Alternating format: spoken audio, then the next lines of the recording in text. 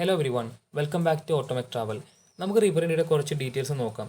മൊത്തം 3 മോഡ് ഈ വാഹനത്തിന് വരുന്നുണ്ട്: എക്കോ, റൈഡ്, റഷ്. സോ ഈ വാഹനത്തിന് 0 മുതൽ 40 കിലോമീറ്റർ വേഗത കൈവരിക്കാൻ ഏകദേശം 3.7 സെക്കൻഡ് മതി, അത് റഷ് മോഡിൽ.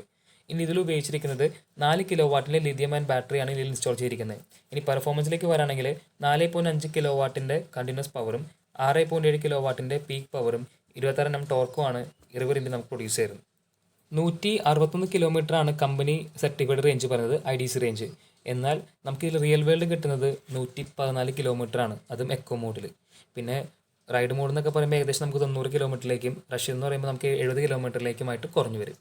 പിന്നെ ഇതിൽ ഉപയോഗിച്ചിരിക്കുന്ന ഡ്രൈവ് ട്രെയിൻ എന്ന് പറയുന്നത് PMSM മോട്ടർ. അതിൻ്റെ കൂടെ തന്നെ ട്രാൻസ്മിഷൻ ലെവലിലേക്ക് നോക്കുകയാണെങ്കിൽ ചെയിൻ ഡ്രൈവ് വിത്ത് സിംഗിൾ സ്പീഡ് ഗിയർ ബോക്സ് ആണ്. അപ്പോൾ റൈഡിങ്ങിൻ്റെയും പെർഫോമൻസിൻ്റെയും കാര്യത്തിൽ ഒരു വിട്ടുവീഴ്ച നമുക്ക് റിവറിൻ്റെ വരുത്തിയിട്ടില്ല. പിന്നെ ഇതിൻ്റെ കൂടെ തന്നെ നമുക്ക് ഫോർവേഡ് റിവേഴ്സ് അസിസ്റ്റൻറ്റും കാര്യങ്ങളൊക്കെ ഉണ്ട്. അപ്പോൾ ഇത്രയും ഒരു വലിയ വണ്ടിയും പിന്നെ തന്നെ നമുക്ക് ലോഡും കാര്യങ്ങളൊക്കെ വരാണെങ്കിൽ തന്നെ നമുക്ക് ഈസി ആയിട്ട് അനായാസം കൈകാര്യം ചെയ്യാൻ പറ്റും. വണ്ടിയുടെ മറ്റൊരു പ്രത്യേകതയാണ് ഇതിൻ്റെ സ്റ്റോറേജ് സ്പേസ്.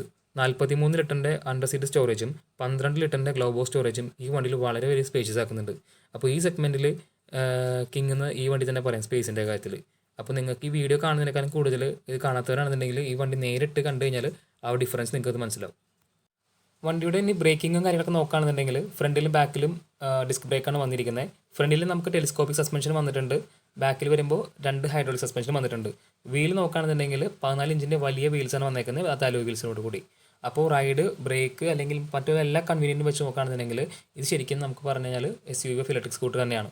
ആ ഒരു കാര്യത്തിൽ അല്ലെങ്കിൽ ആ ഒരു ടാഗിൽ 100% നീതി പുലർത്തിയിട്ടാണ് നമുക്ക് ഈ വണ്ടി വന്നിരിക്കുന്നത്.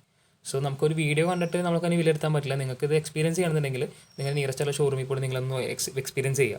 അപ്പോൾ നിങ്ങൾക്കത് മനസ്സിലാവും എന്താണ് റിവറിൻ്റെ